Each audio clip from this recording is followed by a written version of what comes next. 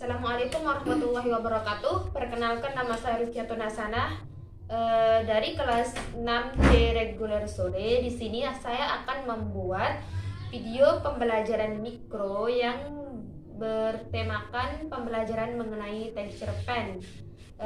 Mari kita sama-sama menyimak video tersebut. Terima kasih.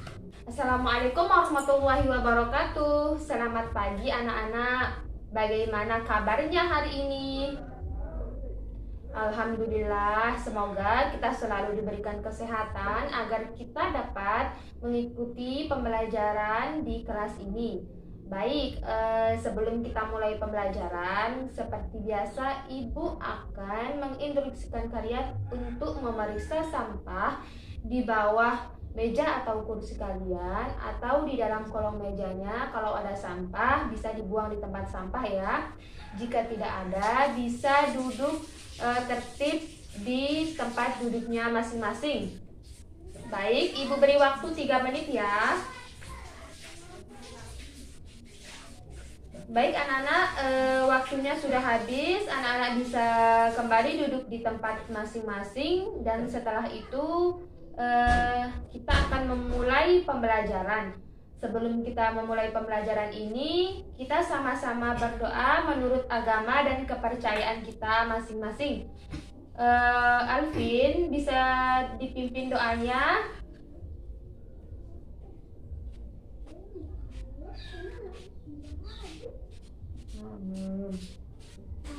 Baik anak-anak, sebelum kita memulai pembelajaran, Ibu akan memberikan sedikit motivasi agar anak-anak tidak malas dan selalu giat dalam pembelajaran ini. Bunyi kutipan motivasinya itu seperti bersakit-sakit dahulu, bersenang-senang kemudian. Seperti ini. Walaupun anak-anak merasa capek, merasa lelah, merasa malas di saat pembelajaran, itu adalah bentuk bersakit-sakit dahulunya anak-anak loh. Nanti setelah anak-anak sudah bersakit-sakit, sudah capek, lelah dalam belajar, pasti anak-anak akan mendapatkan buah dari kecapean anak-anak gitu. Akan mendapatkan buah dari kelelahan anak-anak. Jadi ungkapan dari pepatah itu yaitu bersakit-sakit dahulu, bersenang-senang kemudian. Baik anak-anak, untuk melakukan pembelajaran ini, sebelum pembelajaran ini kita mulai, Ibu akan presensi satu-satu dulu ya.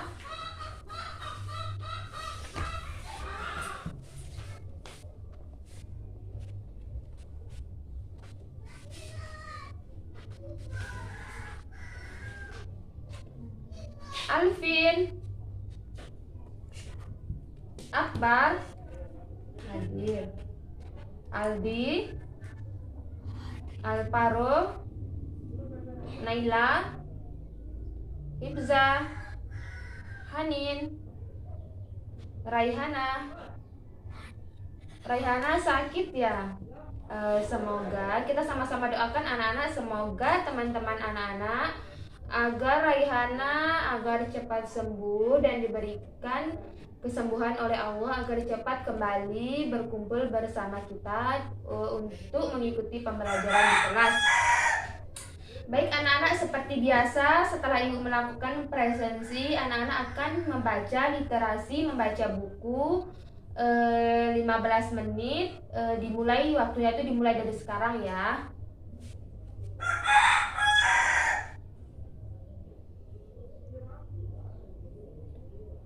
Baik anak-anak, waktu literasi membaca bukunya sudah habis. Sudah waktunya anak-anak bisa memasukkan bukunya di dalam tas anak-anak dan kembali duduk dengan rapi ya.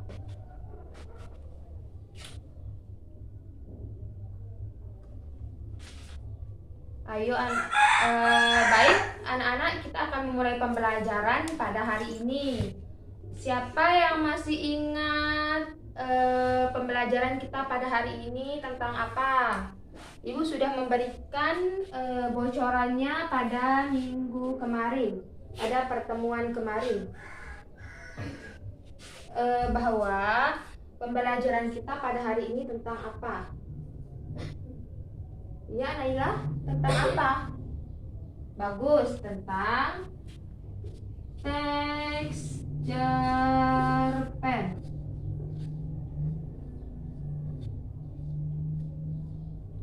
Ada yang tahu pengertian dari teks cerpen itu apa? Ayo, siapa yang berani untuk mengungkapkan pendapatnya? Ibu akan selalu memberikannya poin di setiap ia mengemukakan pendapatnya. Ya, Alvin? Bagus, tepuk tangan untuk temannya.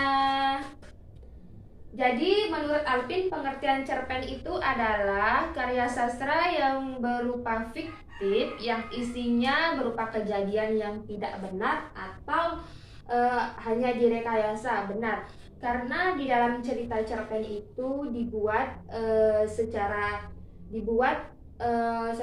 tidak nyata oleh pengarangnya, atau kejadian di dalam cerita cerpen itu tidak benar-benar terjadi atau tidak berupa fakta. Baik, untuk selanjutnya, siapa yang tahu mengenai ciri-ciri cerpen? Pengertian, tadi kan pengertiannya, sekarang ciri-ciri.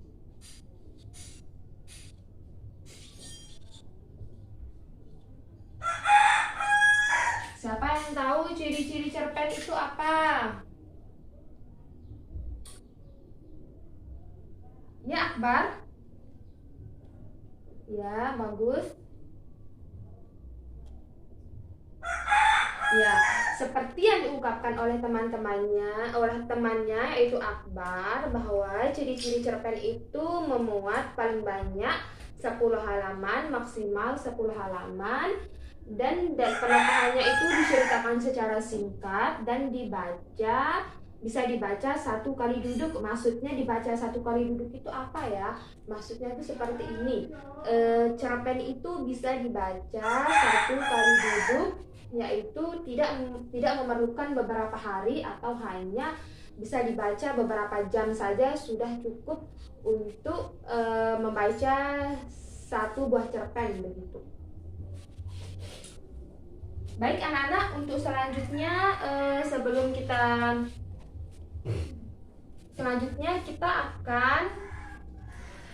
masuk tentang materi lebih lanjut mengenai materi teks cerpen, Ibu akan menjelaskan KD, indikator, tujuan, serta manfaat dalam kita mempelajari teks cerpen. KD-nya itu seperti ini. Pertama, mengklasifikasikan teks cerpen baik melalui lisan maupun tulisan. Kedua, menelaah dan merevisi teks cerpen sesuai dengan struktur dan kaidah teks baik secara lisan maupun tulisan. Baik, untuk selanjutnya yaitu indikatornya. Pertama, mengklasifikasikan teks cerpen berdasarkan berbagai tema. Temanya itu bisa tema tentang sosial, tema tentang budaya, pendidikan, persahabatan, agama. Untuk selanjutnya, nomor 2, menelaah judul dan pembukaan teks cerpen. Ketiga, menelaah penggambaran struktur teks cerpen, yaitu tokohnya, perwatakan, latar, tema, dan amanat. Keempat, yaitu menelaah bahasa yang digunakan dalam teks cerpen. Kelima, merevisi teks cerpen yang telah disusun oleh kelompok lain. Jadi anak-anak, tugas yang akan Ibu berikan nanti akan dikerjakan secara berkelompok ya, bukan per individu. Baik anak-anak, untuk selanjutnya tahapan kegiatan pembelajaran. Anak-anak, Ibu akan memberikan kalian tugas untuk mengklasifikasikan 5 judul teks cerpen berdasarkan temanya.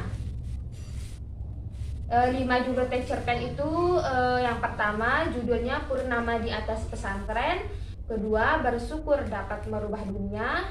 Ketiga, Lestarikan Budaya Indonesia. Keempat, Sampai Ujung Usia. Kelima, 4 Serangkai.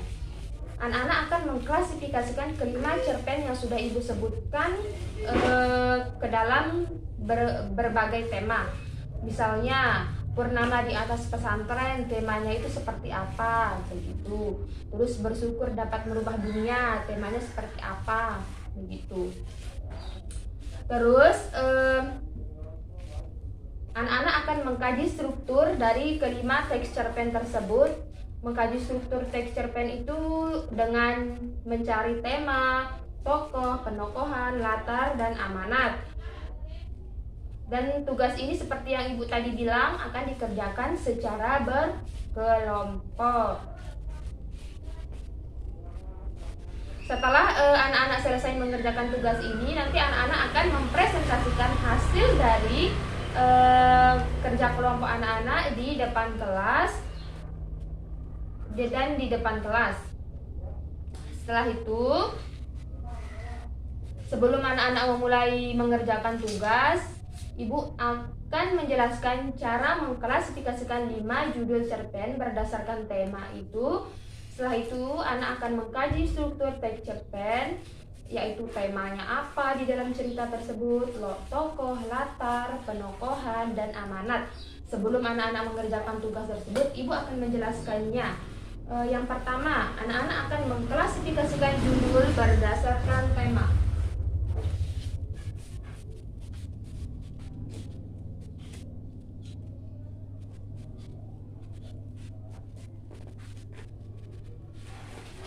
Kita judul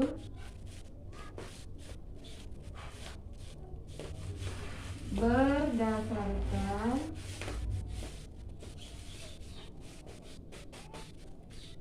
tema.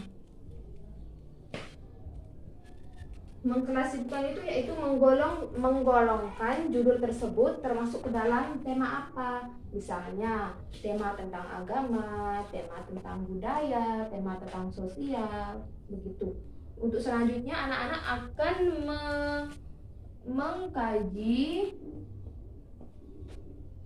mengkaji struktur teks cerita tersebut. Mengkaji struktur teks cerita tersebut. Mengkaji struktur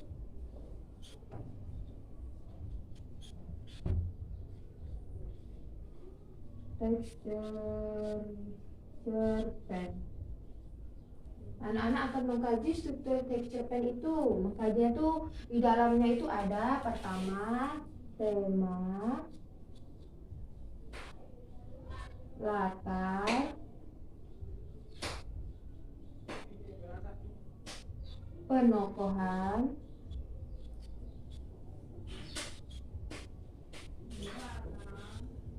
keempat ada tema, latar, penokohan, tokoh,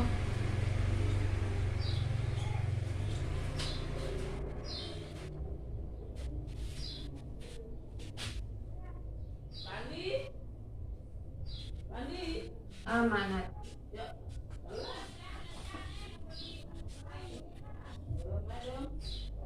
Jadi pertama anak-anak akan mengklasifikasikan judul berdasarkan temanya. Setelah itu anak-anak akan mengkaji struktur teks cerpen itu. Pertama, mencari tema di dalam teks cerpen itu.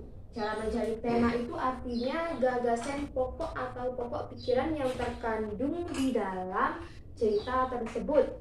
Kedua yaitu latar. Latar itu ada latar waktu,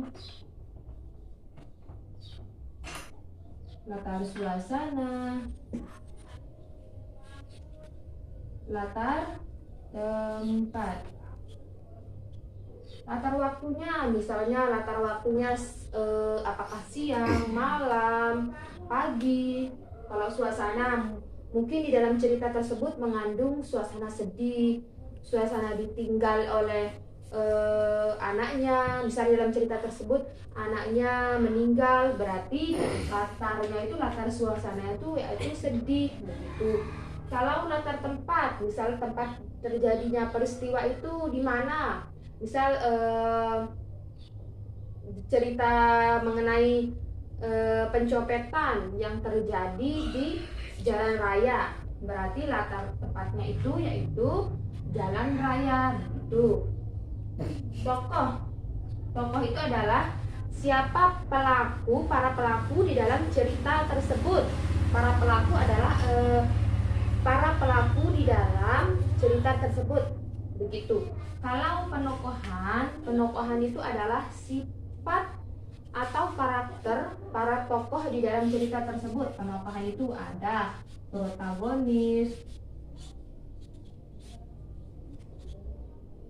antagonis, dan protagonis. Protagonis itu adalah tokoh baik yang ada di dalam cerita tersebut. Jadi anak-anak nanti akan mencari watak di dalam tokoh cerita tersebut baik, berarti itu termasuk ke dalam protagonis. Jika jahat termasuk ke dalam antagonis. Jika karakter di dalam cerita tersebut biasa-biasa saja, maka termasuk ke dalam protagonis. Baik, untuk selanjutnya yaitu amanat. Amanat yaitu pesan yang dapat kita ambil dalam cerita tersebut. Pesan yaitu misalnya setelah kita membacanya, apakah ada amanat atau pesan yang dapat kita ambil di dalam cerita tersebut. Misalnya cerita tentang dongeng Malin Kundang.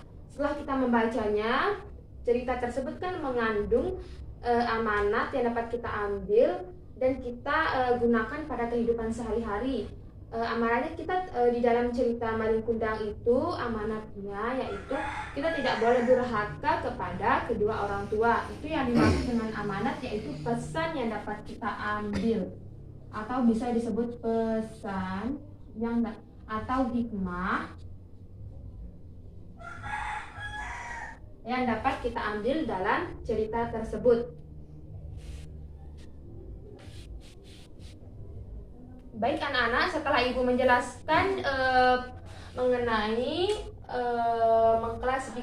mengklasifikasikan judul tersebut dan mengkaji struktur, apakah ada dari anak-anak yang belum paham atas penjelasan ibu? Bisa ditanyakan ya. Ayo, jangan malu-malu, ibu tidak akan marah atau ibu tidak akan menyalahkan jika kalian belum paham ya.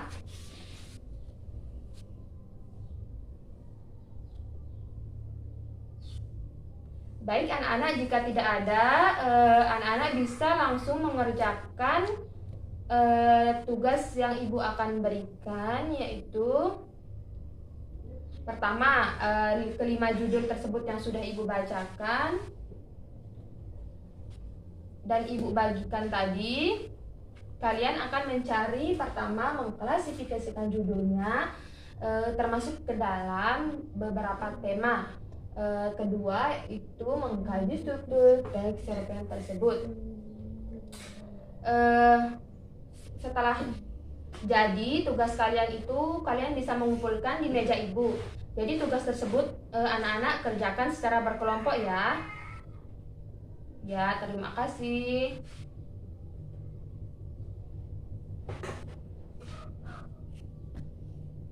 Waktunya sudah habis anak-anak.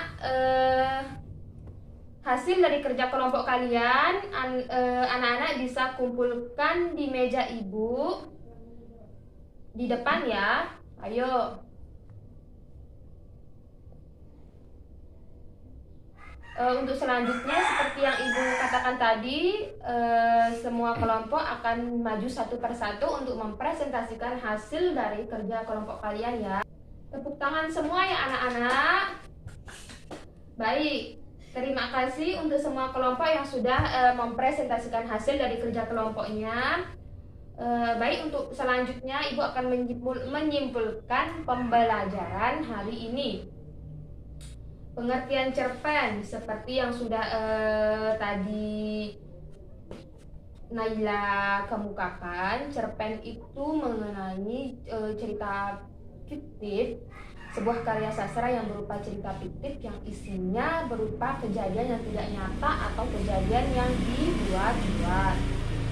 Selanjutnya, ciri-ciri cerpen seperti yang sudah tadi disebutkan oleh teman-teman saudara, yaitu berupa cerpen itu ciri-cirinya halamannya itu paling banyak 10 halaman, terus dibaca sekali duduk, Terus penokohannya dijelaskan secara singkat.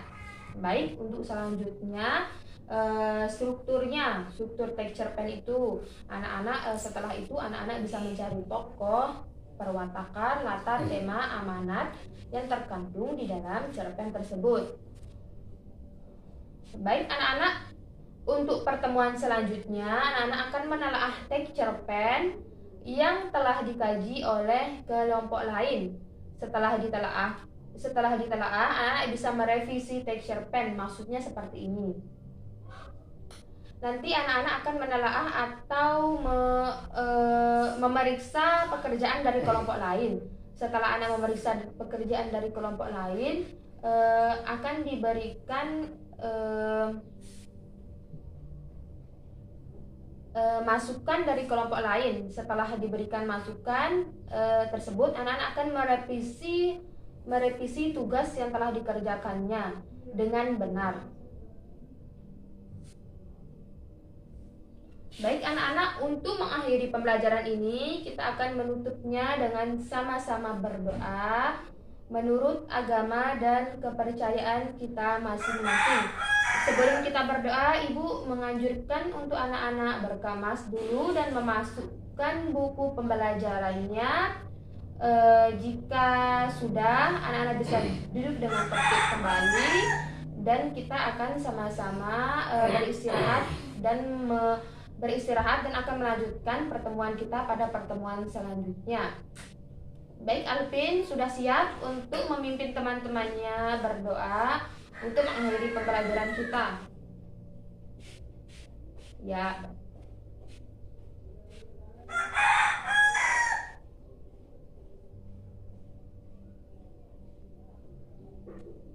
Baik anak-anak, Ibu akan mengucapkan terima kasih untuk pembelajaran kita pada hari ini.